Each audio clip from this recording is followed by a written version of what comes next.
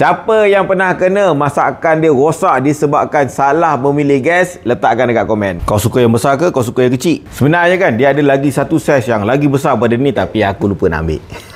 Ini adalah untuk dapur yang jenis screw type. Yang besar tidak bermaksud dia lah terpaling best. Sama juga yang kecil ni pun bukan cuma bermaksud dia terpaling best. Untuk ekspedisi yang panjang, bolehlah pakai yang lebih besar pada ni. Untuk ekspedisi biasa, boleh pakai yang sedang-sedang macam ni. Kalau untuk buat backup, aku biasa bawa yang kecil ni je. Cukup lah, nama pun backup. Yang membezakan kualiti gas ni dengan gas-gas biasa adalah disebabkan dalam dia. Dia ada premium blend dengan isobutane, menyebabkan 5,000 meter daripada aras laut dan ke bawah dia perfect. Manakala atas daripada 5,000 meter hingga 8,000 dia boleh guna, tapi taklah perfect macam pakai yang dekat bawah tu. Cumanya function macam ni orang biasa jarang nak rasa lah. Bagi geng-geng pendaki gunung, diorang akan faham. Ya, memang gas yang biasa beli tu murah. Cuba try masak nasi kat puncak gunung tahan, tengok apa jadi.